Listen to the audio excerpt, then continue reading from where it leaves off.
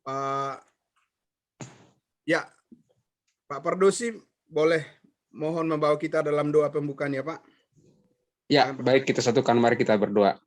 Benar Bapa, ungkapan hati kami saat ini bahwa Injil Kudus harus disampaikan kepada dunia supaya orang bisa dengar dan bahkan supaya boleh percaya seturut dengan kehendak-Mu bahwa semua orang diselamatkan dan memperoleh pengetahuan akan kebenaran. Amin. Supaya memperoleh hidup yang kekal bagi orang yang percaya kepadamu. Bapa, terima kasih pada sore hari ini Tuhan, kami orang kudus-Mu boleh belajar dengan kebenaran firman Tuhan yang disampaikan hamba-Mu Pak Pendeta Charles. Roh Kudus-Mu bekerja supaya hati kami boleh memahami, mengerti, sehingga kami boleh beritakan berita Injil kebenaran ini kepada banyak orang. Saudara-saudara kami yang belum masuk dalam Zoom ini Tuhan, kiranya gerakkan hati mereka, supaya kami sama-sama boleh belajar dengan baik pada sore hari ini, sehingga semuanya bersukacita menikmatinya. Di dalam nama Yesus Kristus, kami serahkan pemberitaan ini Tuhan dari awal pertengahan sampai selesai. Hanya jadi dalam nama Tuhan Yesus Kristus kami berdoa mengucap syukur. Amin. Amin. Terima kasih Pak Pardosi. Ya, baik, sama-sama Pak. Atas doa pembukaan kita. Ya, sekali lagi salam Bapak Ibu yang kekasih dalam Tuhan Yesus. Kita akan lanjutkan pembelajaran kita pada sore hari ini. Ya, saya akan share screen untuk bahan materi kita, pembahasan kita, pembinaan pelayan dan pelayan firman. Saya share screen dulu. Ya.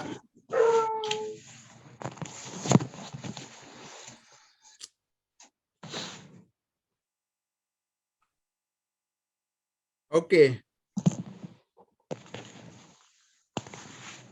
Ya, bisa kelihatan ya Bapak Ibu ya? Bisa ya? Ya, bisa Pak, bisa. Ya, baik. Ya, kita akan membahas sore hari ini. Sore hari ini masih ingat saat teduh aja ya. Pada sore hari ini yaitu hakikat daripada latihan menurut Alkitab.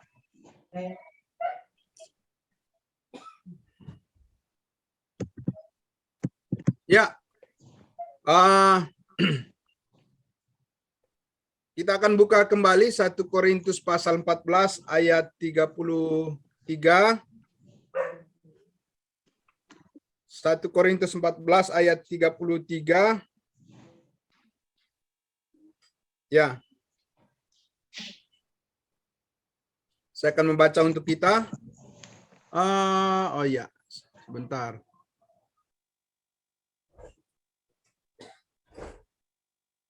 Sudah Bapak Ibu? 1 Korintus pasal 14 ayat 33. Sebab Allah tidak menghendaki kekacauan tetapi damai sejahtera. Ya. Ayatnya yang ke-40. Ayat yang ke-40. Tetapi segala sesuatu harus berlangsung dengan sopan dan teratur. Ya. Puji Tuhan, di sini kita melihat bagaimana Tuhan menghendaki agar segala sesuatu yang kita lakukan dalam pelayanan itu, prinsipnya adalah ada kelangsungan secara sopan dan teratur. Ada keteraturan, begitu ya. Nah, sehingga baik dalam kita memimpin sebagai WL, ya, worship leader, baik kita memimpin atau diberi kesempatan untuk menyampaikan kesaksian atau testimoni, apalagi ketika kita menyampaikan firman Tuhan, itu harus memperhitungkan atau harus mempertimbangkan sebagai dasarnya adalah ada kesopanan dan ada keteraturan. Begitu, Allah menghendaki demikian. Sehingga ketika kita mau belajar firman Tuhan, untuk menjadi teratur di dalam menyampaikan firman Tuhan itu harus banyak latihan. Ya, Bapak Ibu sekalian, itu bukan berarti bahwa kita itu harus sempurna dulu baru bisa menyampaikan firman Tuhan, tidak begitu. Karena sebenarnya di dalam Kristus kita ini sudah memiliki posisi yang sempurna. Saya ulang sekali lagi, di dalam Kristus. Ya, di dalam praktek kita sehari-hari dalam memanifestasikan firman itu masih dalam proses penyempurnaan. Tetapi di dalam Kristus kita ini sudah sempurna. Nah, itulah dasar kita mengapa kita mau masuk dalam proses ini. Dalam proses bagaimana supaya keteraturan di dalam pelayanan kita itu bisa kita tampilkan dan orang yang kita layani akan melihat bahwa apa yang kita lakukan itu berguna bagi mereka. Ya, dan sekali lagi Allah yang menghendaki supaya segala sesuatu berlangsung dengan sopan dan teratur. Itu prinsipnya. Nah, kemudian yang kedua kita lihat di sini di dalam Filipi pasal 4 ayatnya yang ke-8 dan 9. Ya, di sini Filipi pasal 4 ayatnya yang ke-8 dan 9. Saya baca sekali lagi, ya. Jadi akhirnya saudara-saudara, semua yang benar, semua yang mulia, semua yang adil, semua yang suci, semua yang manis, semua yang sedap didengar, semua yang disebut kebajikan dan patut dipuji, pikirkanlah semuanya itu. Ya. Jadi kata pikirkan di sini adalah mengacu kepada adanya suatu fokus pengembangan. Karena semua yang manis, semua yang mulia, yang adil, yang suci, yang manis, yang sedap didengar, kebajikan, patut dipuji, itu kan luas sekali. Ya, jadi bahwa ketika kita mempersiapkan diri kita melayani firman itu, memang ini adalah suatu pekerjaan yang sangat luas sekali, yang sangat lebar, panjang dan tinggi dan dalam. Artinya bahwa kita akan terus punya progres, punya perkembangan terus ketika kita berlatih. Dan tidak akan pernah berhenti pada suatu titik tertentu di mana kita ini sudah tidak lagi belajar, tidak. Tapi akan terus ya memikirkan terus hal-hal apa saja yang benar-benar termasuk di dalam rencana Tuhan untuk lebih lagi di dalam pelayanan kita, orang lain itu bisa terberkati. Tapi sebenarnya sebelum orang lain terberkati, kita dulu yang merasakan. Ya, kita dulu yang merasakan bagaimana sukacita itu ketika kita memahami firman Tuhan dengan benar. Jadi ini sebenarnya pertama-tama bukanlah orang lain yang lebih dulu yang menjadi penerima berkat itu. Tidak, kita duluan. Amin, Bapak Ibu. Jadi kita duluan. Karena kalau kita misalnya tidak merasakan kebenaran firman itu lalu kita menyampaikan kepada orang lain, nah itu namanya kita membohongi diri sendiri. Ya kan? Nah, harus pengalaman kita yang kita sampaikan kepada orang lain.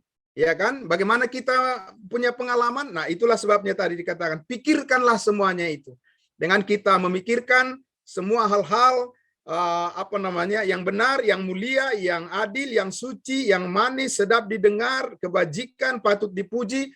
Wah, itu Bapak Ibu, kasih Allah akan melingkupi kita. Artinya kasih Allah yang luas dan dalam, tinggi dan lebar itu akan membuat ya pemberitaan firman Tuhan yang kita sampaikan itu tidak akan artinya membuat orang lain menjadi berhenti bertumbuh di tahap tertentu juga. Sama seperti kita mengalami bahwa kita ini mengalami pertumbuhan iman kita di dalam Kristus, begitu juga ketika kita menyampaikan pada orang lain kebenaran firman Tuhan yang kita gali, yang kita pahami, membuat mereka juga menjalani progres ya di dalam pertumbuhan iman mereka. Jadi tidak ada nanti artinya orang yang kita layani mereka harus kita ajak untuk tumbuh bersama seperti visi misi daripada The Power of Love ini adalah bagaimana kita tumbuh bersama. Ya. Nah, tapi tumbuh ke arah mana? Ya kan, tumbuh dengan cara bagaimana? Dengan siapa kita bertumbuh? Apa yang membuat kita bertumbuh? Nah, inilah makanya di sini artinya Tuhan menuntut kita yang maksimal begitu. Ya, bukan sempurna ya, Bapak Ibu sekalian. Artinya kita ini di dalam proses pelayanan kita bukan jangan kita berpikir bahwa kita ini adalah orang yang sudah sempurna di dalam pelayanan kita. Sekali lagi, dalam posisi kita di dalam Kristus, ya kita harus yakin bahwa kita sudah disempurnakan. Tetapi di dalam kita mendelivery, di dalam kita memanifestasikan pelayanan kita itu kepada orang lain, itu di dalam proses bagaimana Tuhan menyempurnakan cara-cara kita. Amin, Bapak Ibu. Nah, ini makanya Allah menuntut yang maksimal, gitu ya. Jadi artinya karena Tuhan Yesus juga dia maksimal. Di atas kayu salib dia maksimal mencurahkan darahnya dan mengorbankan nyawanya, karena itulah yang terakhir, nyawa yang dimilikinya sebagai manusia, sama seperti kita juga. Ya, yang terakhir kita miliki artinya kalau kita selagi bernafas, itu artinya kita masih tetap bisa berbuah bagi Allah, seperti Paulus katakan ya. Nah, Bapak Ibu, nah lebih daripada itu sebetulnya adalah bagaimana kita mempertanggungjawabkan pekerjaan kita di hadapan Allah. Nah, ini yang kita lihat di dalam 1 Korintus pasal 3. Saya mengajak kita sekali lagi. 1 Korintus pasal 3. Mari. 1 Korintus pasal 3 ini adalah satu bahan khotbah. Siapa nanti yang ingin membawakan 1 Korintus pasal 3 ini ayat 10 sampai 15 dan juga 2 Korintus 5 ayat 10. Ini nanti sudah bisa dibawakan oleh kita yang bersama-sama belajar di sini ya. Nah, maka kita coba lihat ya bagaimana kita akhirnya mempertanggungjawabkan pekerjaan kita itu. Sebenarnya pertama-tama bukan di hadapan manusia, karena kalau di hadapan manusia bisa aja orang bisa mengelabui orang kan. Bisa saja orang berpura-pura bahwa dia seperti orang pintar, orang hebat, atau sepertinya dia ingin terkenal, ingin dipuji, dan lain sebagainya, supaya orang kagum melihat dia sebagai pengkhotbah. Nah, itu motivasi seperti itu, motivasi duniawi namanya. Ya kan? Karena memang begitu, kalau di urusan duniawi, orang kalau disanjung-sanjung, ditinggi-tinggikan, itu nanti banyak orang yang milih dia kan? Banyak orang yang artinya yang akan memberikan suara kepadanya. Walaupun belum tentu nanti orang itu benar-benar memperhatikan orang yang dipimpinnya. Nah, sekarang di dalam kita sebagai pelayan Tuhan atau sebagai pelayan firman, bukan itu yang pertama yang harus kita tanamkan di hati kita. Yang harus kita tanamkan di hati kita adalah bahwa segala sesuatu yang kita lakukan itu nanti harus kita pertanggungjawabkan di hadapan Tuhan. Sehingga Tuhanlah yang menilai bagaimana secara sepenuhnya yang kita lakukan itu. Nah, tetapi kita bertanya, bagaimana Tuhan nanti akan mengevaluasi pelayanan kita, Bapak Ibu? Saya ulang sekali lagi, bagaimana nanti Tuhan mengevaluasi pelayanan kita itu? Seperti apa Tuhan melakukannya? Itu tidak mungkin dilakukan Tuhan tanpa lepas dari firman-Nya. Ya. Jadi kan Tuhan menyuruh kita melakukan firman-Nya kan? Nah, karena itu Tuhan juga mengevaluasi pelayanan kita yang melalui firman ini. Nah, itu bagus sekali kalau kita banyak mengetahui firman Tuhan, sehingga kita bisa menyesuaikan ya kan apa yang Tuhan kehendaki dengan artinya sambil kita menyerahkan diri kepada Tuhan untuk Dia tolong kita, dan kita juga boleh lebih yakin bahwa apa yang kita lakukan itu berjalan sesuai dengan panggilan Tuhan atau kehendak Tuhan. Jadi itu perlu kita banyak mengetahui firman Tuhan. Karena Tuhan nanti akan menghakimi semua orang berdasarkan firman-Nya. Tidak mungkin Tuhan menghakimi orang di luar daripada firman Tuhan. Yaitu namanya kan sewenang-wenang namanya Tuhan. Kalau Dia menghakimi manusia tanpa melalui firman-Nya. Apa yang dikatakan oleh Tuhan dalam firman ini, ya siapa yang mengikutinya, ya merekalah yang akan mendapatkan penghargaan dari Tuhan. Nah, siapa yang tidak mengikuti firman itu, ya mereka yang rugi kan? Nah, makanya kita lihat dulu di sini bahwa apa yang kita pertanggungjawabkan di hadapan Tuhan itu nantinya begini modelnya, seperti ini. Kita baca ya, saya akan baca Bapak Ibu. Di ayat mulai dari ayat 10.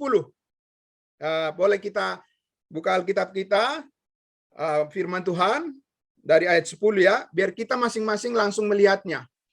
Ya.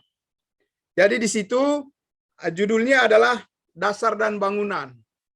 Ya, jadi pembina kita juga Pastor Surbakti sering menyampaikan bagaimana kita membangun dasar. Nah, di sini ada dasar dan juga bangunannya, konsepnya ada di sini. Ayat 10. Sesuai dengan kasih karunia Allah, ya, yang dianugerahkan kepadaku.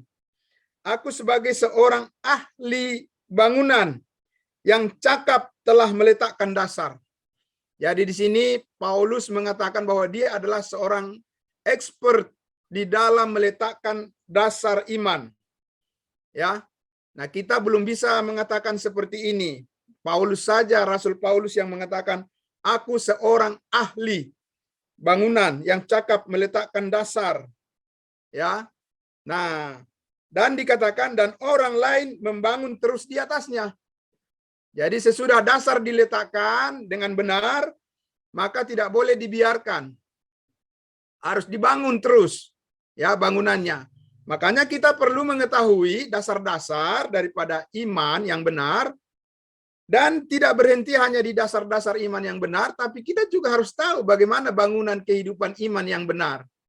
Sehingga ketika kita mengajak orang lain untuk sama-sama membangun iman yang benar, maka kita akan bertumbuh bersama. Ya, tidak ada yang timpang, begitu ya Bapak Ibu ya. Ya, tidak ada yang timpang di dalam pembangunan itu. Jadi, dikatakan, tetapi tiap-tiap orang harus memperhatikan bagaimana ia harus membangun di atasnya. Tiap-tiap orang, kita perhatikan kata di situ, tiap-tiap orang yang mana? Apa ini semua orang? Saya bertanya kepada kita semua, apa maksudnya di sini adalah Paulus mengajak semua orang memperhatikan bagaimana ia membangun di atas dasar iman? Tidak demikian. Ini adalah orang-orang yang spesifik. Saya ulang sekali lagi. Ini adalah menunjuk kepada orang-orang yang khusus. Yang khusus yang mana? Kita lihat konteksnya. Ya, di pasal 1 ayatnya yang pertama dan kedua. Pasal 1. Jadi kita harus melihat apa yang dikatakan oleh firman itu sendiri. Dan kita tidak boleh mengambil penjelasan jauh daripada apa yang menjadi konteksnya. Konteksnya adalah orang-orang yang dimaksud adalah yang harus membangun di atas dasar iman yang benar itu adalah di pasal 1 ayat 1 dan 2. Ya. Saya baca. Dari Paulus yang oleh kehendak Allah dipanggil menjadi Rasul Kristus Yesus, dan dari Sostenes saudara kita. Ini dari Paulus, pelayan yang mengirimkan firman ini. 2. Kepada jemaat Allah di Korintus, yaitu mereka yang telah dikuduskan dalam Kristus Yesus, dan yang telah dipanggil menjadi orang-orang kudus. Kenapa perlu penekanan kata telah di sini? Karena itu bentuk kalimatnya adalah bentuk yang sudah lampau. Ya. Bentuk yang sudah lampau.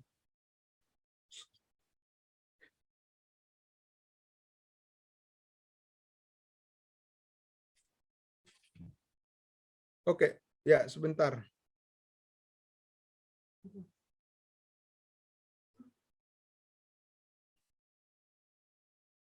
Bentar ya.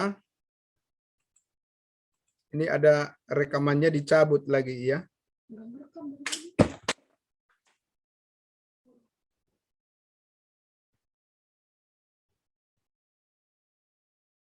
Oke. Ya. Kita lanjut. Ya, di sini dikatakan di ayatnya yang kedua ini, kepada jemaat Allah di Korintus, yaitu mereka yang telah dikuduskan dalam Kristus Yesus dan yang telah dipanggil menjadi orang-orang kudus. Ya, dengan semua orang di segala tempat yang berseru kepada nama Tuhan kita Yesus Kristus, yaitu Tuhan mereka dan Tuhan kita. Jadi kepada siapa ini ditujukan? Untuk membangun di atas dasar iman yang benar. Bukan kepada semua orang, bukan kepada orang-orang berdosa. Ya. Ini Paulus mengatakan kepada orang-orang kudus. Apa artinya orang-orang kudus?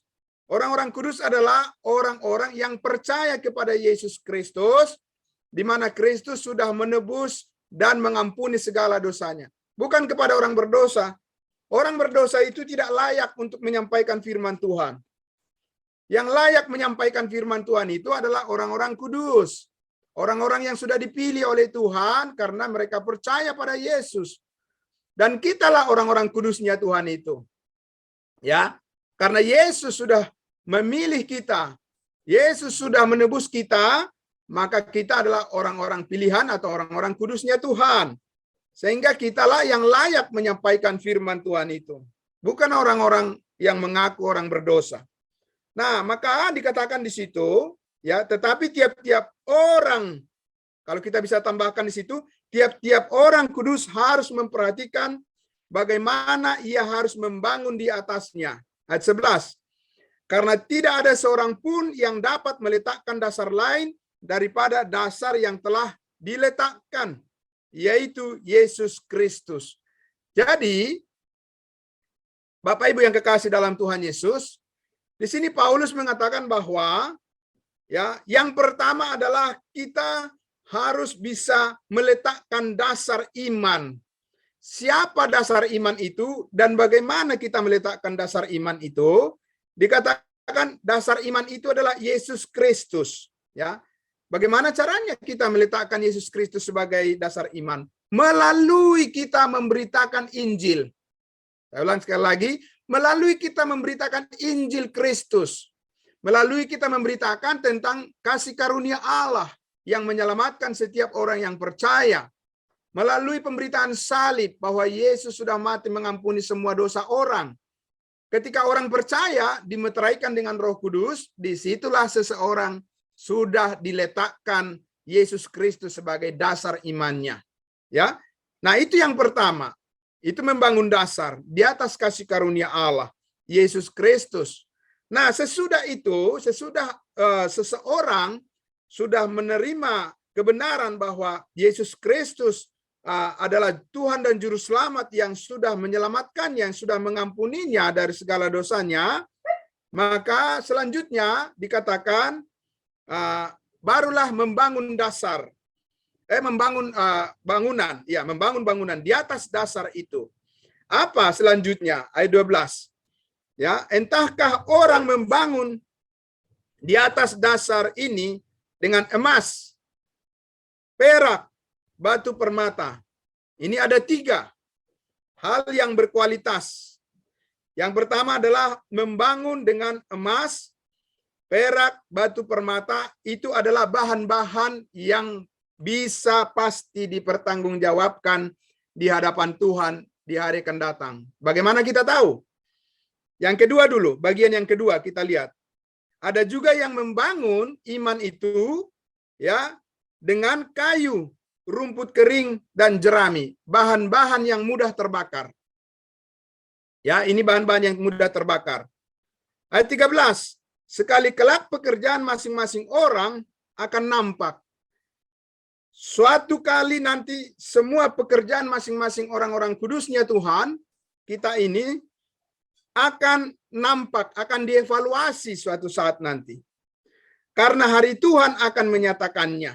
Hari Tuhan akan menyatakannya, sebab ia, maksudnya pekerjaan-pekerjaan kita itu, akan nampak dengan api dan bagaimana pekerjaan masing-masing orang akan diuji oleh api itu. Jadi pekerjaan kita akan diuji oleh api, bukan api neraka maksudnya, karena kita sudah selamat sejak kita percaya, ya, kita tidak akan diuji lagi oleh api neraka, tetapi kita sudah diselamatkan, ya sudah pasti diselamatkan, tetapi pekerjaan kita, perbuatan kita, apa yang kita lakukan itu nanti akan diuji oleh pengujian, api pengujian daripada Tuhan, yaitu adalah dengan dengan firman Tuhan yang sejelas-jelasnya nanti itu akan dibentangkan di hadapan kita ketika kita menghadap tahta pengadilan Kristus, ya.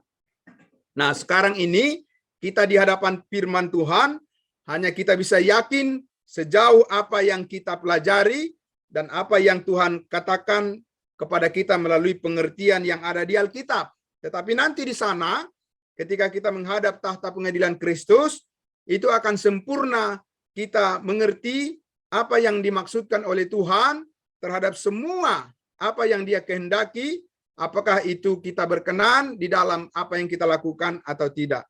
Dan hasilnya tadi adalah ada dua kelompok atau kelompok bahan, jenis bahan daripada yang kita letakkan ketika kita membangun iman kita kepada pertumbuhan yang seharusnya yang Tuhan inginkan. Yang pertama tadi adalah dengan kualitas emas, perak, dan batu permata. Kalau itu diuji, ibaratkan diuji dengan api, itu akan bertahan. Tetapi kualitasnya beda-beda. Dan kita tentunya merindukan bagaimana supaya hasil daripada pelayanan kita itu nanti adalah berbuah atau seperti dibangun seperti dengan bahan-bahan emas, ya, yang sangat berharga. Kemudian yang kedua tadi yaitu dengan bahan-bahan kayu, rumput kering, dan jerami. Ya, itu adalah bahan-bahan yang dibuat untuk atau yang dikerjakan di dalam pelayanan, tetapi itu semuanya adalah bahan-bahan yang mudah terbakar oleh api. Ya, artinya itu tidak masuk di dalam kehendak Allah. Itu adalah hal-hal yang tidak tidak diinginkan oleh Tuhan ada di dalam pembangunan iman rohani kita. Yaitu adalah hal-hal yang merugikan kita. Dari mana kita tahu? Ayatnya yang ke-13. Ya, 13. Ayat 14 sekarang. Ayat 14 ya. Jika pekerjaan yang dibangun seseorang tahan uji, ia akan mendapat upah. Nah ini. Jadi jika pelayanan yang kita lakukan, pemberitaan firman yang kita lakukan itu benar-benar itu adalah sesuai dengan kerangka berpikir yang Tuhan sudah buat di dalam firman-Nya, maka dikatakan kita akan memperoleh apa? Akan memperoleh upah. Jadi ada yang Tuhan sediakan upah, atau disebut juga itu pahala, disebut juga mahkota di dalam surga ketika kita tiba nanti di sana. Ya, apakah semuanya akan mendapat pahala, mendapat upah atau mahkota ini? Belum tentu. Ya, apakah semua orang percaya orang kudus akan memperoleh mahkota nanti di surga? Belum tentu. Dari mana kita tahu? Ayatnya yang ke-15. Jika pekerjaannya terbakar, ia akan menderita kerugian. Ya, ia akan menderita kerugian, bukan menderita api neraka. Dari mana kita tahu? Dikatakan, tetapi ia sendiri akan diselamatkan, tetapi seperti dari dalam api. Nah, ini adalah gambaran bahwa orang ini tetap diselamatkan. Tuhan tidak katakan, oh karena kamu pelayananmu itu tidak tahan uji, karena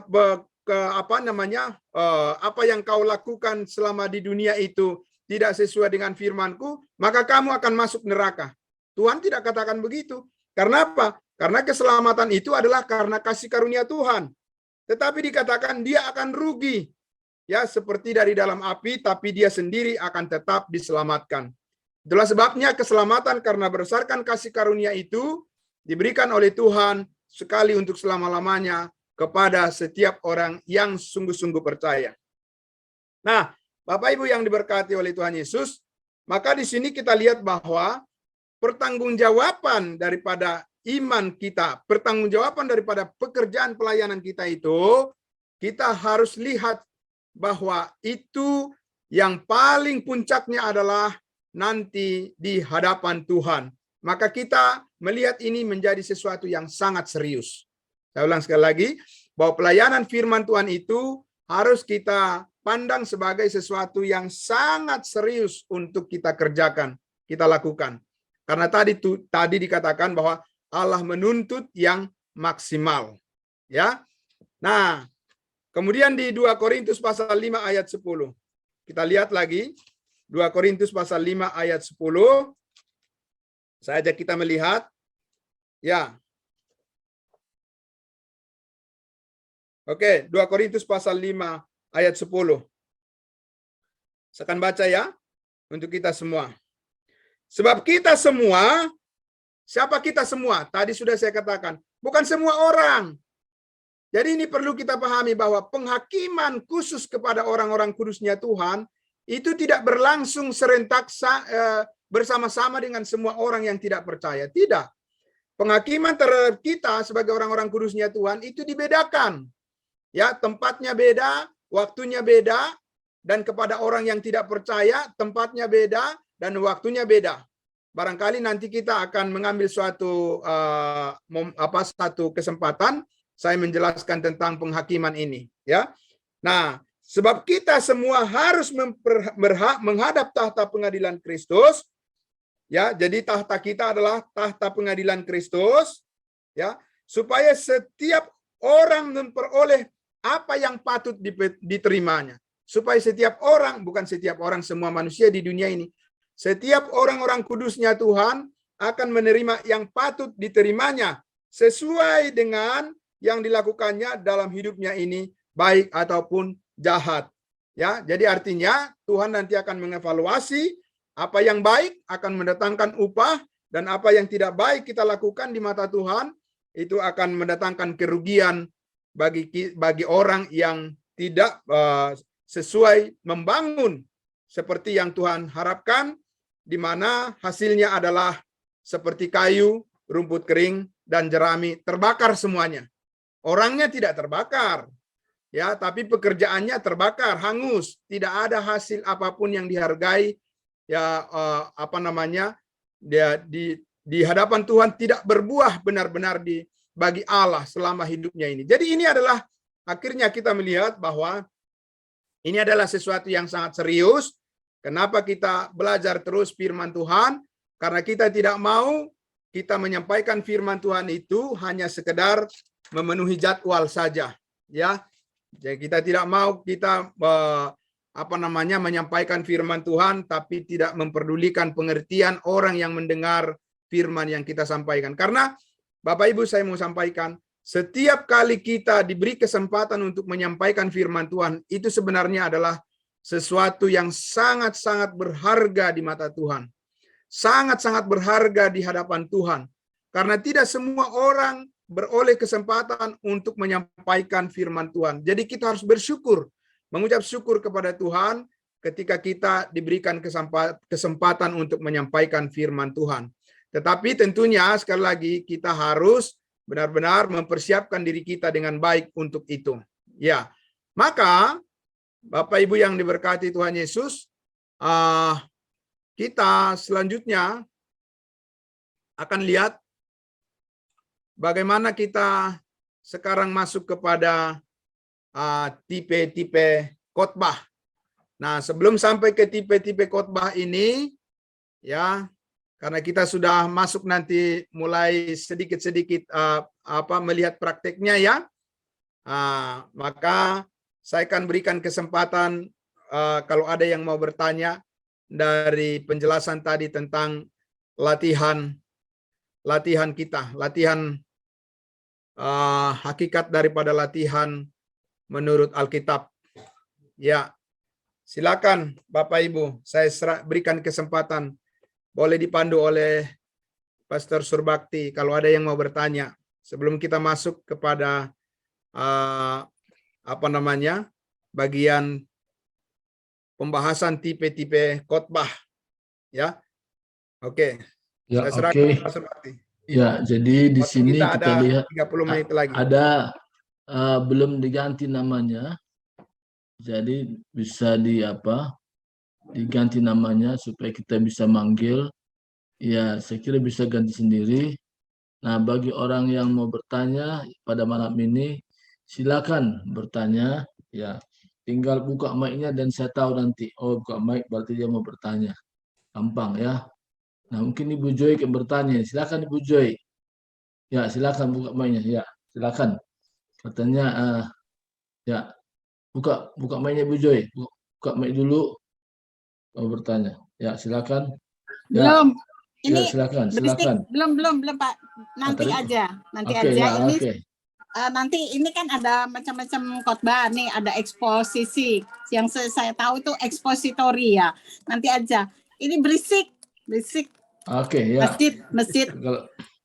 Kalau gitu mungkin saya bertanya dulu Pak Charles Mamura. Silakan Bapak. Nah, jadi yang sering terjadi orang agak berat sekali menyampaikannya saya orang kudusnya Tuhan. Nah, seringkali kalau ada ungkapan itu merasa aduh kok orang kudus ya. Nah, kadang-kadang ini terjadi di lapangan takut dihakimi dan sebagainya karena manusia masih rentan untuk jatuh dalam dosa. Nah, bagaimana menangkal ini, Pak? Kalau ada seperti itu, sehingga dia begitu yakin sekali bahwa Tuhan sudah kuduskan dia. Nah, nanti udah itu baru nanti Ibu Selimbong. Ya, silakan Pak Charles Mamora. Ya, gimana intinya tadi Pak? Pertanyaannya sempat saya kelewat tadi Pak. Ya, intinya begini, Pak. Tadi kan Bapak bilang ini surat bukan kepada semua orang, tapi orang kudusnya Tuhan. Ya. Ya kan? Amin. Nah, bahkan sebagian orang sampai sekarang ini masih berat ungkapkan dia adalah orang kudusnya Tuhan. Nah, bagaimana supaya orang ini yakin betul-betul bahwa Tuhan sudah kuduskan dia dan tidak ada rasa keraguan menyampaikannya kepada siapa saja. Nah, ini mungkin ada trik-trik yang bisa sampaikan. Amin. Ya, terima kasih Pak. Ya, terima kasih Pak Surbakti. Pertama-tama saya mau menyampaikan bahwa kita harus yakin dengan firman Tuhan. Itu dulu yang pertama ya Pak ya. Kita harus yakin dengan firman Tuhan. Nah, kalau ditanya misalnya, memangnya mereka tidak yakin dengan firman Tuhan. Nah, itu makanya kita harus menguji pemahaman kita. Sebelum kita menyampaikan firman Tuhan, itu perlu kita uji pemahaman kita dengan Alkitab ini. Karena sekali lagi, ya, kita tidak mau nanti hasil daripada pelayanan kita itu hanya kayu, rumput kering, dan jerami. Ya kan, sebenarnya itu hanya sekali lagi hanya karena hobi, atau karena ingin supaya terkenal, atau karena ada maksud-maksud di balik itu, atau dianggap sebagai pemberitaan firman itu adalah sebuah job untuk dapat berkat-berkat gitu ya. Ya tidak salah orang dapat berkat, tapi tujuan menyampaikan firman bukan itu. Berbahaya sekali. Tujuan kita adalah bagaimana supaya berkenan di hadapan Tuhan apa yang kita kerjakan. Nah, karena itu saya akan menyampaikan dari firman Tuhan bahwa Paulus tidak pernah mengatakan bahwa orang yang dia layani itu adalah orang berdosa. Saya ulang sekali lagi, jemaat yang dilayani oleh Paulus tidak pernah dia sebut sebagai orang berdosa. Orang agama Kristen yang sekarang ini yang lebih senang mengatakan dirinya orang berdosa. Ya, saya akan bukakan kepada Bapak Ibu sekalian bahwa semua orang yang dilayani Rasul Paulus itu dipanggilnya adalah orang-orang kudus. Mari kita lihat Bapak Ibu ya, supaya kita yakin firman Tuhan. Roma pasal 1 ayat 7. Roma pasal 1 ayat 7. Kalau bisa kita buka dengan cepat supaya nanti ada waktu kita ini bisa cukup ya. Mohon maaf ya. Nah, ya. Kalau masih nanti bisa kita lanjut di hari Rabu di topik yang sama. Harapan saya sih bisa kita lebih cepat aja ya. Roma pasal 1 ayat 7 ya. Atau langsung saja akan saya bacakan, Bapak Ibu bisalah mendengarkan, nanti bisa dicatat saja ayat-ayatnya. Lalu dibuka sendiri nanti di rumah masing-masing ya. Roma pasal 1 ayat 7. Ayat 1 dulu. Dari Paulus hamba Kristus Yesus yang dipanggil menjadi rasul dan dikuduskan untuk memberitakan Injil Allah. Ya. Ayat 7, kepada kamu sekalian yang tinggal di Roma, yang dikasihi Allah, yang dipanggil dan dijadikan orang-orang kudus. Jadi mereka bukan orang-orang berdosa. Mereka adalah orang-orang kudus. Ya. Yang kedua, saya mengajak kita tadi di 1 Korintus pasal 1. 1 Korintus pasal 1, saya baca sekali lagi. Ayatnya yang kedua. Ayat 1 dulu. Dari Paulus yang oleh kehendak Allah yang dipanggil menjadi Rasul Kristus Yesus, dan dari Sostenes saudara kita kepada jemaat Allah di Korintus, yaitu mereka yang telah dikuduskan dalam Kristus Yesus dan yang telah dipanggil menjadi orang-orang kudus. Mereka bukan orang berdosa. Kalau kita lihat orang-orang Korintus ini banyak kesalahan nggak? Banyak kesalahan mereka. Coba dibaca kitab Korintus itu, banyak sekali kesalahan mereka. Tapi Paulus memanggil mereka adalah orang-orang kudusnya Tuhan. Kita lihat lagi di dalam Efesus pasal 1. Ya, saya akan membaca cepat saja. Nanti Bapak Ibu boleh mencatatnya. Nanti bisa membaca mengulanginya di rumah. Ya. Efesus pasal 1. Efesus pasal 1 dia katakan, dari Paulus Rasul Kristus Yesus oleh kehendak Allah kepada orang-orang kudus di Efesus. Orang-orang percaya dalam Kristus Yesus. Jadi dia tidak mengatakan kepada orang-orang berdosa di Efesus, enggak ada. Jemaat yang dilayani Paulus itu dia tidak panggil mereka orang berdosa. Tapi orang-orang kudus. Filipi pasal 1.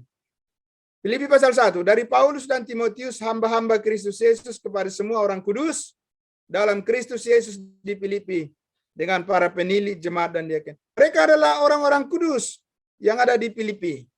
Kemudian saya baca lagi, Kolose pasal 1. Kolose pasal 1, saya akan bacakan. Dari Paulus, Rasul Kristus Yesus oleh kehendak Allah, dan Timotius saudara kita, kepada saudara-saudara yang kudus, dan yang percaya dalam Kristus di Kolose, dan seterusnya. Mereka adalah orang-orang kudus. Jadi mereka bukan orang-orang berdosa. Karena kebanyakan orang memahami orang kudus itu adalah orang yang tidak pernah berbuat dosa. Memang kalau itu pengertiannya, nggak ada orang kudus di dunia ini. Tapi kenyataannya di Alkitab ada banyak itu. Apa bedanya orang yang di Alkitab ini dengan kita? Apa bedanya jemaat Kolose, jemaat Efesus, jemaat Korintus dengan kita? Sama. Sama-sama percaya pada Yesus. Berarti kita juga adalah orang-orang kudus.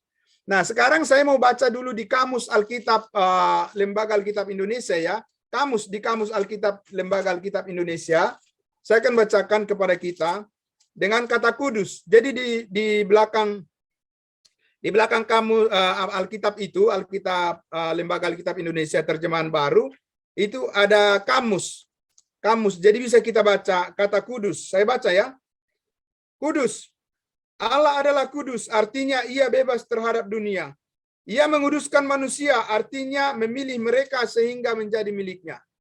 Orang-orang kudus ialah orang-orang yang dikuduskan oleh Roh Kudus sehingga mereka tidak lagi dari dunia ini. Dalam surat-surat Rasul Paulus, orang-orang kudus berarti orang-orang Kristen.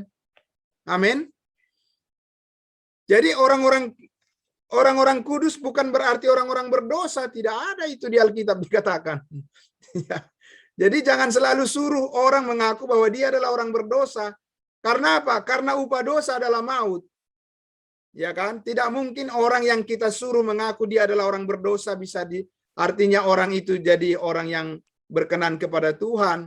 Orang yang berkenan kepada Tuhan itu adalah orang kudus. Makanya kita dikuduskan. Saya baca sekali lagi ya di Efesus, bukan di Efesus, di Ibrani 10 ayat 10.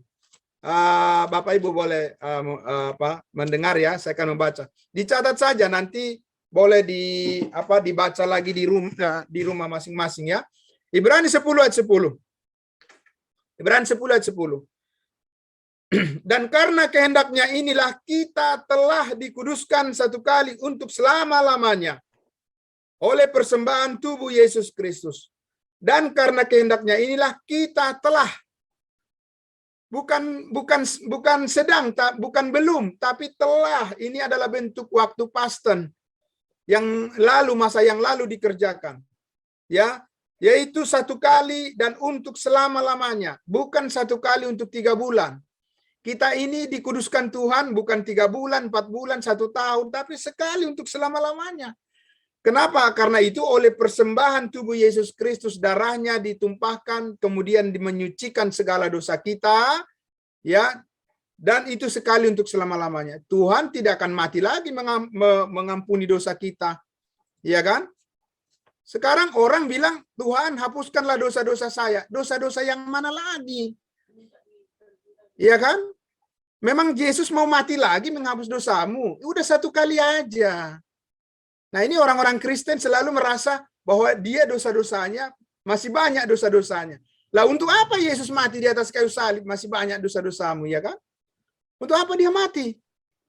Ya kan? Kan untuk menghapus dosamu dia mati. Dan itu udah selesai. Yesus yang berkata sudah selesai. Tapi orang Kristen mengatakan belum. Karena apa? Karena mereka selalu melihat perbuatannya sehari-hari. Makanya untuk mengerti penebusan darah Kristus, lihatlah apa yang dikerjakan oleh Tuhan Yesus di atas kayu salib. Jangan kau lihat apa yang kau kerjakan setiap hari. Memang yang kita kerjakan setiap hari itu pastilah bercacat. Makanya kita tidak diselamatkan berdasarkan perbuatan kita. Tapi kita diselamatkan berdasarkan apa yang dilakukan oleh Yesus di atas kayu salib. Itu yang kita imani. Ya kan? Jangan kita mengambil alasan perbuatan kita yang menjadi penghalang bagi kita untuk masuk surga. Nah, itu kan namanya orang yang tidak beriman itu. Ya kan? Jadi selalu perbuatannya melulu yang, ya kan, yang dipikirkan, Tuhan hapuskanlah dosaku. Lah, memangnya Tuhan mau mati lagi menghapus dosamu? Kamu yang tidak percaya bahwa dosamu sudah diampuni semuanya, sehingga kamu akan terus meminta Tuhan menghapus dosamu. Tuhan itu udah mati, nyawanya udah dikorbankan, kurang apa lagi? Hanya satu yang kurang, kau kurang bersyukur. Karena apa? Karena kau selalu melihat perbuatanmu bukan menghargai perbuatan Yesus. Perbuatan Yesus itu selesai. Nggak ada urusan dengan dosa lagi. Amin. Ya kan? Orang percaya selalu berpikir bahwa dia adalah orang berdosa. Kalau kau berpikir sebagai orang berdosa, berarti yang kau lakukan adalah perbuatan dosa. Karena apa? Kalau kau tanam misalnya pohon pisang, buahnya apa? Nggak mungkin buah mangga. Pasti pisang juga. Iya kan? Kalau kau orang berdosa, buahnya apa? Ya dosa juga. Tapi kalau kau adalah orang kudus, pasti buahnya kudus. Amin. Nah itu. Jadi harus ada keyakinan pada firman bahwa kita ini adalah orang kudusnya Tuhan. Yang penting jangan kita bilang bahwa saya sudah kudus karena perbuatan saya. Jelas tidak. Itu disangkal Alkitab. Ya kan? Bapak, Ibu, dan saya tidak bisa kudus karena perbuatan kita sendiri. Tidak bisa, karena kita ini bercacat. Kita salah, kita bisa marah setiap hari. Artinya bisa saja jatuh ke dalam dosa. Ya kan? Bisa saja kita ini namanya juga kita hidup dalam daging. Tapi Allah tidak memperhitungkan. Ya. Oke, saya bawa kita kepada 2 Korintus pasal 5. Ya. Bagaimana kita mengerti hal itu ya, Bapak Ibu ya. 2 Korintus pasal 5. Tadi kalau kita baca ayat 10, sekarang kita baca ayatnya yang ke 19 ayatnya 19, 2 Korintus pasal 5. Mari kita buka sama-sama dulu ya, biar kita lihat sendiri apa yang Tuhan katakan di sini. Bapak Ibu ya. Oke. Ayat 19, 2 Korintus pasal 5 ayat 19. Oke, semuanya sudah melihat? Saya akan membaca ya. Sebab Allah mendamaikan dunia dengan dirinya oleh Kristus, ya, dengan tidak memperhitungkan pelanggaran mereka. Ulang sekali lagi. Allah mendamaikan dunia dengan dirinya dengan tidak memperhitungkan kesalahan kita, pelanggaran kita. Kita aja yang menghitung-hitung terus kan? Kayak kita yang rugi. Karena kita selalu menghitung tentang kesalahan pelanggaran. Ya kan? Pelanggaran yang kita lakukan, pelanggaran yang dilakukan oleh orang lain, kita menghitung. Allah tidak memperhitungkan lagi pelanggaran mereka. Kenapa bisa begitu? Karena perhitungan pelanggaran kita sudah ditanggung oleh Yesus di atas kayu salib. Hitungannya sama Dia. Kalau Allah hitung-hitungan dengan kita, masuk neraka kita semuanya. Tapi karena Allah Bapa hitung-hitungan dengan anaknya yang tunggal, ya itulah kasihnya yang sempurna. Di dalam Dia kita diselamatkan. Di dalam Yesus kita sempurna. Tidak diperhitungkan kesalahan kita. Makanya kita mengucap syukur. Terima kasih Tuhan. Kalau lihat dosaku, kalau lihat perbuatanku, saya ini nggak layak masuk surga. Amin. Tapi karena melihat apa yang dilakukan oleh Yesus, terima kasih Tuhan Yesus, Engkau rela mati menggantikan saya. Kalau kau nggak mati di atas kayu salib, saya lah yang mati masuk neraka. Ya kan? Nah karena itulah yang kita hargai, makanya kita mau berkorban melayani. Amin. Dan ini membawa sukacita yang besar. Karena apa? Karena di situ dikatakan tidak diperhitungkan kesalahan kita. Ya kan? Bapak Ibu, luar biasa itu ya. Berapa banyak kesalahan kita? Ribuan, mungkin udah jutaan kesalahan yang kita lakukan selama kita hidup. Tapi dikatakan tidak diperhitungkan. Kenapa Tuhan tidak Engkau perhitungkan dosaku? Karena dosa-dosamu sudah kuperhitungkan kepada Yesus Kristus anakku yang tunggal. Itu kata Allah Bapa. Makanya iblis tidak bisa mendakwa kita lagi. Ya. Di ayat berapa itu? Ayatnya yang ke-21. Ayat 21. Ya. Dia yang tidak mengenal dosa telah dibuatnya menjadi dosa. Coba, itu ya luar biasa itu. Karena kita supaya apa? Supaya di dalam Dia kita dibenarkan oleh Allah. Amin. Jadi Yesus itu tidak berdosa, tidak berbuat dosa, Dia suci, maha suci, tapi dibuat menjadi dosa. Dosa siapa? Bukan dosa Dia, dosa kita. Pertanyaannya, berapa banyak dosa kita yang dibuat, yang ditimpakan kepada Dia? Semuanya. Amin. Jadi itu yang kita percayai, makanya kita secara status, secara posisi, bukan perbuatan, kita ini adalah orang kudusnya Tuhan. Dan kalau Yesus nanti datang menjemput manusia, yang dibawa itu hanya orang kudus, percayalah. Ya. Nggak mungkin dibawa orang berdosa, karena dosa tidak bisa masuk surga. Ya kan? Makanya kita pertama-tama dikuduskan sekali untuk selama-lamanya, maka kita benar-benar adalah orang kudusnya Tuhan. Kenapa bisa kita orang kudusnya Tuhan? Karena Dia sudah mati menghapus semua dosa kita. Nah lalu ada orang bilang, wah kalau begitu enaklah kita berbuat dosa. Itu salah, itu ajaran sesat itu. Ya kan? Karena tidak ada seorang anak yang mengetahui ibunya melahirkannya dengan menumpahkan darah, lalu dia akan membalas kejahatan dengan membalas kebaikan ibunya dengan kejahatan. Dan itulah makanya Paulus bilang di Roma 12, janganlah membalas kejahatan dengan kejahatan, tapi kalahkanlah kejahatan dengan kebaikan. Kenapa? Karena kebaikan itu sudah ada pada kita. Kebaikan siapa? Bukan kebaikan kita, kebaikan Yesus. Amin. Nah, itu yang pertama. Yang kedua, saya mau jelaskan lagi, Efesus pasal 1 ayat 13. Mari kita lihat Efesus pasal 1 ayat 13. Bagaimana seseorang bisa yakin bahwa dia menjadi orang kudus adalah kalau dia percaya Efesus 1 ayat 13. Efesus 1 ayat 13. Ya, saya baca ini. Efesus 1 ayat 13. Di dalam Dia kamu juga, di dalam siapa? Di dalam Yesus. Jadi Bapak Ibu dan saya sudah ada di dalam Yesus. Mungkinkah kita, sekali lagi, mungkinkah kita masih tetap orang berdosa di dalam Yesus? Tidak mungkin. Kenapa? Karena tidak ada di dalam Yesus dosa. Ya. Di dalam Yesus tidak mungkin ada dosa. Makanya semua yang ada di dalam Yesus itu kudus. Nah, kita sudah ada di dalam Yesus karena kita sudah dikuduskan. Amin. Nah, dikatakan karena kamu telah mendengar firman kebenaran, yaitu Injil keselamatanmu. Di dalam Dia, di dalam Yesus kamu juga, ketika kamu percaya, apa yang terjadi? Langsung dimeteraikan dengan Roh Kudus yang dijanjikannya itu. Langsung dimeteraikan. Bukan menunggu nanti Roh Kudus turun, tidak.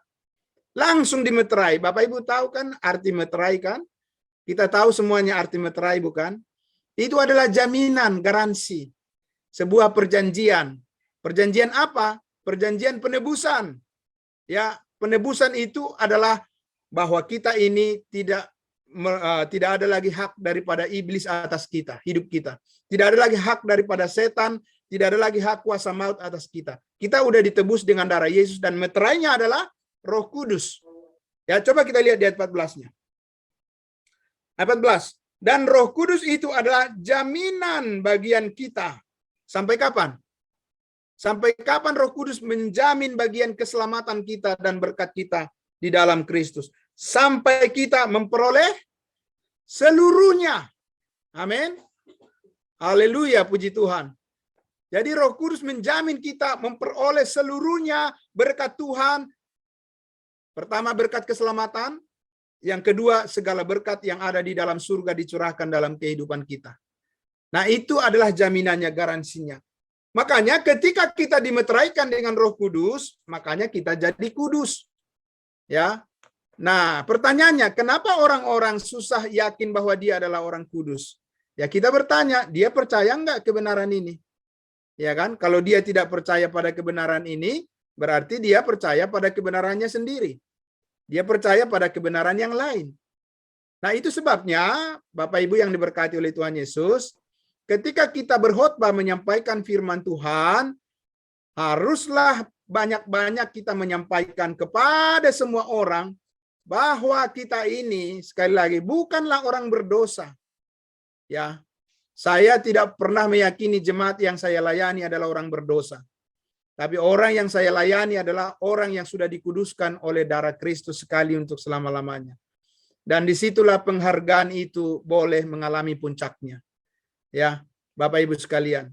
Nah, tetapi kalau kita memberitakan Injil kepada orang-orang yang belum mengenal Yesus, ya benar, mereka adalah orang berdosa. Tetapi kalau mereka sudah percaya kepada Yesus, masakan mereka tetap orang berdosa juga? Jadi apa yang dirubah dalam hidup mereka? Karena yang lama sudah berlalu, sesungguhnya yang baru sudah datang. Kita ini manusia baru. Diciptakan dalam Kristus Yesus yang kudus, yang maha kudus. Ya kan? Ketika Adam diciptakan dari tanah, dia adalah kudus. Dia adalah manusia yang kudus dan Hawa. Tapi ketika mereka jatuh ke dalam dosa, mereka jadi orang berdosa. Nah, sekarang kita diciptakan lagi di dalam Kristus yang maha kudus. Ya, kita jadi kudus juga. Bapak Ibu ya. Nah, jadi harus dibedakan sekali lagi antara status dan perbuatan kita. Itu kalau status kita sudah jadi kudus, tidak berarti bahwa perbuatan kita juga semuanya sudah otomatis kudus. Ya, tidak juga. Karena ini perbuatan kita adalah progres menyesuaikan sesuai dengan status kita. Tapi status kita tidak akan dirubah karena apa yang kita lakukan tidak sempurna. Karena status kita sempurna itu adalah di dalam Yesus. Begitu Bapak Ibu ya. Jadi sekali lagi, sampaikanlah firman, sampaikanlah kebenaran bahwa kita ini adalah orang kudusnya Tuhan. Ya, kita lebih baik kita mengatakan apa yang sebenarnya. Amin. Ya, kalau kita sudah jadi orang tua, ya kita bilanglah kita orang tua, bukan? Kalau kita sudah jadi opung, kita bilanglah kita opung. Ya kan? Kenapa? Karena itu mendorong perilaku kita menjadi sama seperti status kita itu. Kita jujur namanya. Ya kan? Nah, kita jujur bahwa kita ini adalah orang kudusnya Tuhan, maka kita pun akan melakukan berpikir apa yang kudus. Ya. Saya kira itu Pak Surbakti yang bisa saya sampaikan, dan masih banyak hal lagi yang mau saya sampaikan mengenai ini, tapi sementara cukup dulu di situ. Ya. Terima kasih. Terima kasih Pak Charles. Jadi malam ini kita sampai sini waktu kita, tapi Rabu berikutnya kita langsung membahas pertanyaan. Jadi mungkin malam ini kita catat apa yang kita mau tanyakan Rabu depan, sehingga terjawablah kebutuhan-kebutuhan kita selama ini masih dalam tanda tanya, tapi hambanya bisa menjelaskan. Nah, inilah pada malam hari ini. Jadi karena waktu kita tidak lanjutkan, tapi kita bisa kumpulkan pertanyaan sebanyak mungkin untuk kita bertanya pada hari Rabu berikutnya. Jadi Pak Charles, Rabu berikutnya langsung kita mengarah kepada pertanyaan-pertanyaan dari peserta yang sudah hadir pada saat ini. Ya, mari kita berdoa, kita tutup pertemuan kita hari ini. Terima kasih Tuhan atas segala cinta kasih-Mu. Kami sangat terbatas.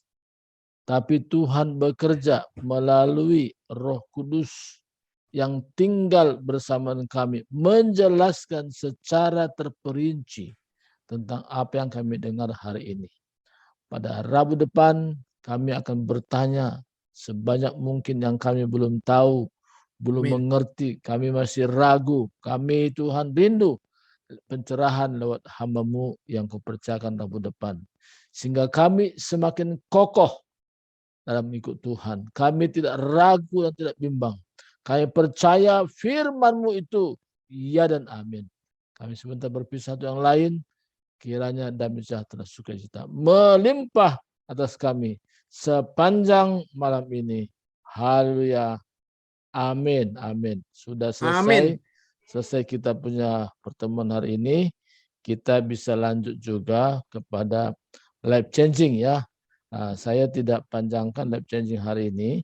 Ya, yang kita bahas adalah berbicara tentang prioritas ya. Nah, ini penting kita mengerti tentang prioritas ini. Nah, kalau teman-teman kita yang masih ada saat ini, saya mempertanyakan dulu kepada hambanya, ya, mana tadi Pak Lamsar ada, Pak Lamsar Silaban, ya, Iya, Pak. lagi bunyi Pak ya, lagi bunyi sebelah ya. Ya, lagi ada. Oke, kalau gitu saya kasih Ibu Tiar yang saya mau tanya, ya, Ibu Tiar. Pertanyaannya begini, buka mic-nya nanti Ibu Tiar. Nah, pertanyaannya, sejauh mana Ibu Tiar pahami tentang prioritas? Nah, bisa jelaskan tentang prioritas ini. Silakan Ibu Tiar. Tentang prioritas ini. Ya, shalom Bapak Ibu semua. Ya, Halo. Ya. Prioritas, Terima ya. kasih buat waktunya Pak. Ya, nah ini pertanyaannya tentang prioritas ya. Prioritas itu menurut saya adalah sesuatu yang kita dahulukan dari segalanya dalam kehidupan kita. Nah, apapun itu ya. Jadi kalau yang saya dapat sih selama ini prioritas itu memang yang pertama itu Tuhan ya. Baru kedua keluarga, ketiga baru pekerjaan atau pelayanan, yang keempat baru hobi. Seperti itu Pak. Terima kasih. Oke, ya. Itu urutan-urutan yang penting ya. Tapi tapi ada yang lebih dalam lagi. Ibu Kristel Limbong, apa yang dipahami tentang prioritas ini? Silakan. Yang saya pahami sesuai dengan firman Tuhan, Matius 6 ayat 33, tetapi carilah dulu kerajaan Allah dan kebenarannya, maka semuanya itu akan ditambahkan. Karena saya pikir saya sudah terima Tuhan Yesus, dengan sendirinya Roh Kudus dimaterikan dalam diri saya. Amin. Jadi dengan sendirinya Roh Kudus itu selalu menuntun saya apa yang harus saya kerjakan dahulu. Amin. Antara lain ya, melakukan perintah-perintah Tuhan. Melakukan perintah-perintah Tuhan ya dalam ya praktik saya sehari-hari, umpamanya contohnya saya kan dapat uang pensiun ya, contoh. Lalu saya langsung potong itu perpuluhan, saya itu prioritas, termasuk prioritas. Nah, kalau dipikir-pikir dari pensiun ini dipotong sekian, tidak cukup 1 bulan, tidak cukup dengan situasi sekarang. Tapi ternyata itunya, maka semuanya itu akan ditambahkan. Nah, itu saya betul-betul ditambahkan oleh Tuhan. Ada aja caranya Tuhan mencukupkan saya dalam segala hal. Apalagi ya seperti sekarang saya sudah sendiri, anak-anak sudah sendiri-sendiri. Ya paling apa ya, ya membantu orang lain, ya keluarga sudah pasti, keluarga. Tetapi kedua ya keluarga, pelayanan itu maksud saya begini, dikatakan Kolose 3:23, lakukanlah segala sesuatu itu seperti untuk Tuhan, itu prioritas. Maka umpamanya saya melakukan kebaikan dengan seseorang, melayani dengan seorang, saya tidak usah berharap dia akan membalas, karena Tuhanku akan membalas, ayat 24-nya itu. Jadi saya percaya itu. Saya itu yang percaya. Jadi urutan-urutan itu kadang-kadang nggak berurutan, nggak bisa berurutan. Tapi Tuhan itu memimpin saya. Ini loh, kasihkan ini loh, ini begini. Jadi Cuma ya saya pikir seperti tadi Pak Simamora bilang, wah kita ini orang kudus. Saya selalu bilang pada Tuhan, memang saya mengakui pengorbanan Tuhan Yesus Kristus di kayu salib sempurna dalam hidup saya. Sempurna. Amin. Amin. Sehingga saya percaya, tapi saya tetap ucapkan, ampuni saya Tuhan. Karena kasih-Mu luar biasa, dahsyat Engkau Tuhan. Dan baru saya, yaitu itu prioritas saya. Baru saya katakan kepada orang yang menghina saya, menyakiti, menganiaya saya, ampuni dia Tuhan, dia tidak tahu apa yang dilakukan. Karena mengenai penghakiman adalah haknya Tuhan. Penghakiman adalah haknya Tuhan. Saya tidak berhak hukum dia Tuhan, tidak. Cuma saya hanya katakan, ampuni dia Tuhan, berkati dia tidak tahu apa yang dilakukan itu. Dan ya memang fakta berbicara.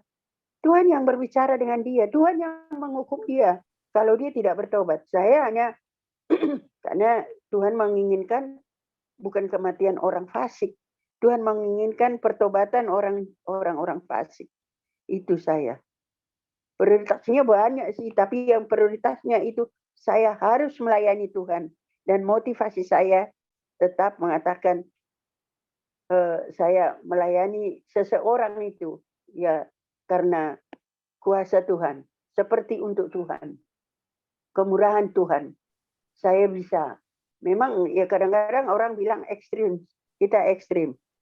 Tapi saya tidak peduli diejek begitu. Adalah yang orang Batak bilang bibelon katanya. Bibelon itu jadi ekstrim. Tapi nggak peduli saya. Walaupun saya bukan pendeta ya, tapi di mana-mana saya selalu saya sebagai penatua memang di gereja sebagai apalah. Tapi saya selalu ada kesempatan langsung itu saya katakan firman Tuhan kepada siapapun. Ayo gitu. Ya itu. Jadi Tuhan itu selalu memberi prioritas buat saya. Ya Tuhan. Ya Tuhan itu melayani dia. Mematuhi taat perintahnya antara lain itu. Ya itu yang saya bilang. Yaitu Matius 6 ayat 33. Tetapi carilah dulu kerajaan Allah dan kebenarannya, maka semuanya itu akan ditambahkan. Itu saya. Termasuk umur panjang. Saya sudah jalan 78, saya bukan karena kehebatan saya, tapi karena kemurahan Tuhan. Ya, oke, ya. Dan sekarang sebelum kepada Pak Perdosi, saya panggil Pak Sinaga nih. Sinaga bisa buka mic-nya, ya. Pak Sinaga bisa buka mic-nya.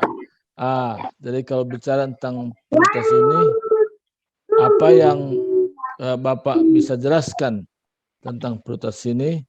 Mungkin 3 menit, 4 menit boleh. Silakan Pak Sinaga. Tentang prioritas ini. Ya.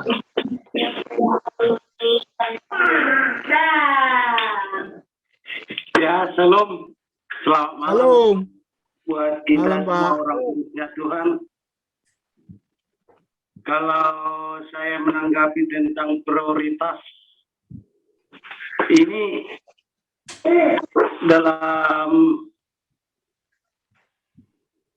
di dalam firman Tuhan ini berarti Tuhan memprioritaskan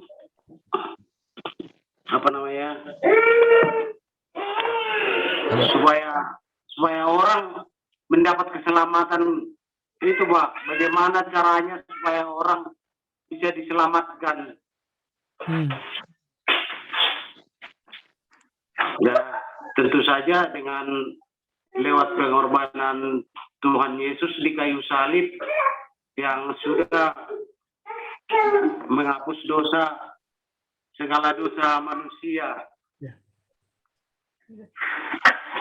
Kalau dilihat kehidupan sehari-hari, Pak, berarti prioritas itu kan diperuntukkan, dikhususkan gitu loh, Pak. Oke. Makasih Pak Sinaga. Oke, nanti sesudah Perdosi silakan pada Ibu Nur. Ya, Perdosi silakan. Puji Tuhan. Kalau bicara dengan prioritas, tadi sudah banyak teman-teman menyampaikan tentang apa itu prioritas. Tapi bagi saya prioritas itu adalah suatu hal yang sangat harus saya lakukan dalam kehidupan saya saat ini, yaitu supaya saya menyampaikan Injil berita keselamatan ini, baik itu kepada saudara, baik itu kepada banyak orang. Nah, ini yang saya prioritaskan saat ini, Pak. Saya kira itu aja, Pak. Ya. Ya, Ibu Nur, silakan Ibu Nur. Masih adakah di tempat, Ibu Nur? Ibu Nur, Martondang, Utara Barat. Silakan Ibu Nur. Sambil menunggu ada Ibu Rostani sambil Ibu menunggu. Rostani dulu. Silakan Ibu Rostani. Oke. Selamat malam buat kita semua. Shalom. Kalau saya ya, yang pertama ya, saya percaya dulu kepada Yesus yang telah mati menghapus segala dosa saya. Itu yang pertama, diri saya dulu. Yang kuprioritaskan di dalam hati saya itu bahwa Yesus telah menghapus segala dosa saya, Dia telah menguduskan saya, Dia telah mengampuni saya satu kali untuk selama-lamanya. Itu yang pertama. Jadi diri kita dulu, jangan kita memberitakan yang enggak ada yang pada diri kita menurut Alkitab itu. Terus yang kedua, kita memberitakan apa yang sudah kita terima, yaitu keselamatan itu, bahwa kita telah diampuni, bahwa kita telah dikuduskan, bahwa kita telah dibenarkan di dalam Yesus. Itu aja, Pak. Jadi saya dulu yang menerima, baru saya bagikan kepada orang lain supaya juga orang lain menerima Yesus sebagai juru selamat. Karena itu yang paling utama dalam hidup ini. Terima kasih, Tuhan Yesus memberkati. Ya, oke. Bu Nur belum siap kali ya. Oke, Bapak. Saya langsung kepada paparan hari ini tentang prioritas ya. Kalau bicara dengan prioritas mengacu kepada waktu. Ya. Nah, ini kadang-kadang orang tidak pahami. Contoh seperti malam ini. Mungkin ada orang ya dengan hobinya. Nah, padahal sebenarnya kalau dia mengerti tentang prioritas, lebih baik belajar. Ya, artinya seperti malam ini tahu sama-sama pembekalan. Nah, tapi kalau orang salah menentukan prioritas, santai dulu lah, nonton TV, lihat Facebook dan sebagainya. Berarti dia salah menentukan prioritasnya. Nah, jadi masalah waktu ini diberikan Tuhan kebebasan kepada kita. Kita memilih ke arah mana. Jadi seseorang dia tidak maju baik secara rohani, baik secara jasmani, itu karena belum jelas prioritasnya kemana. Dia ikut-ikutan. Orang ke kiri, dia ke kiri, rame-rame, ya kan? Orang kan ke kanan, tidak ada prioritasnya. Makanya itu namanya orang ikut-ikutan. Nah, tapi kalau malam ini orang memahami, iya waktu saya harus belajar jam 6.30. Saya beri waktu saya untuk itu. Walaupun ada kegiatan yang lain, sepanjang saya masih bisa sisihkan untuk belajar seperti malam ini, yaitu pembekalan bagaimana saya dipersiapkan untuk dibekali dan nanti bisa menjadi ya salah satu pembicara di Department of Love. Dia akan benar-benar mengambil satu prioritas yang tepat. Nah, tapi kalau orang yang nggak paham, ya bahkan justru waktu terbuang begitu saja.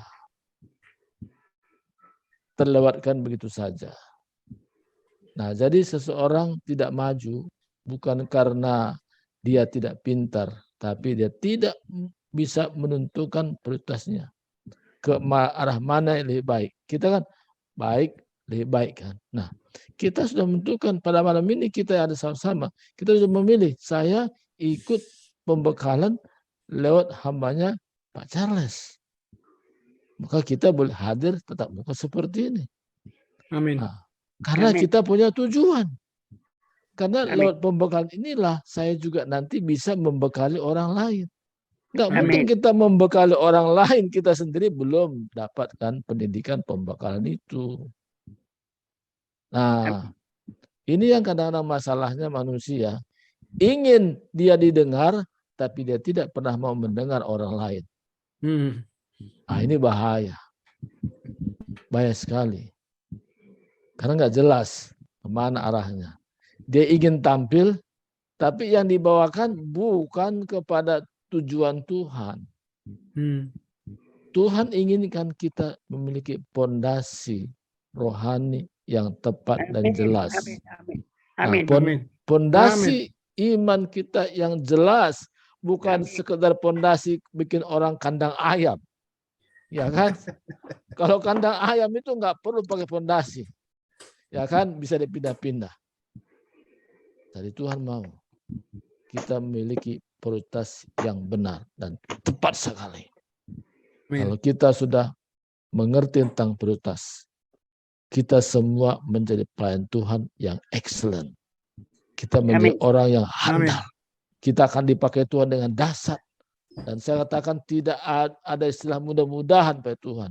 Yang penting pertama, saya menentukan prioritas hidup saya sepanjang Tuhan berikan saya hidup sebuah kesempatan untuk saya belajar. Dengan saya belajar, saya bisa mengajar orang lain. Kalau saya diperlengkapi, saya juga bisa memperlengkapi orang lain. Amin. Ke arah mana? Ke arah tujuan Tuhan. Bukan tujuan kita, tujuan Tuhan, karena kita mengarah kepada itu. Jadi masalah waktu. Nah, kalau kita tahu masalah waktu ini, dan yang kedua, masalah apa benefitnya. Nah kan, kadang-kadang orang salah menentukan, oh waktunya bisa ke yang lain. Tapi apa keuntungannya sana? Berguna enggak? Apa kegunaannya ke depan? Kalau nggak punya keuntungan apa-apa, hanya sekedar hobi, hanya untuk senang-senang, bisa kata-ketawa, ya itu nggak jelas. Karena tidak berguna untuk ke depan. Kita mau, waktu kita beri, dan kita tahu bahwa kalau kita belajar pembekalan seperti malam hari ini, cepat atau lambat, kita semua akan dipakai Tuhan sesuai dengan karunia Tuhan bagi kita. Amin. Amin. Makanya sekarang ya, saya cek di lapangan ya, lapangan ada seorang sudah namanya pendeta saja belum yakin keselamatannya. Bagaimana jemaat ya? Iya, belum yakin. Saya pernah tanya, seandainya Anda meninggal dunia hari ini dalam kondisi, apakah Anda yakin pasti masuk surga? Oh belum. Loh, kenapa belum? Masih banyak dosa saya. Bahaya.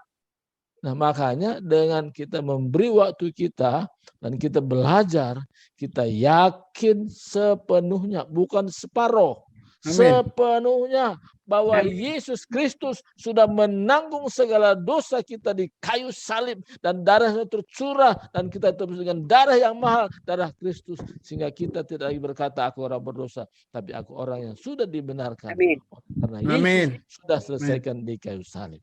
Nah ini sangat penting. Saya dulu terus terang, sebelum mendapatkan penjelasan ini, sebelum saya belajar, saya juga dulu berpikir, saya orang berdosa. Saya orang berdosa. Nah, tak ada kekuatan. Tak ada kekuatan apa-apa. Iya, bahkan melempem. Nggak ada rasa ceria juga. Enggak. Kenapa? Merasa, aduh nggak layak. Oh nggak layak. Ya kan gitu. Tapi orang yang sudah dibenarkan, orang yang sudah dikuduskan, orang yang sudah selamatkan, Yesus sudah mati bagi dirinya, dia tidak merasa tidak layak, tapi Yesus memberikan kelayakan bagi dia. Dia tampil dimanapun dia berada, dia menyatakan aku sudah orang kudus karena Yesus Kristus sudah menguduskan aku dengan darah yang mahal.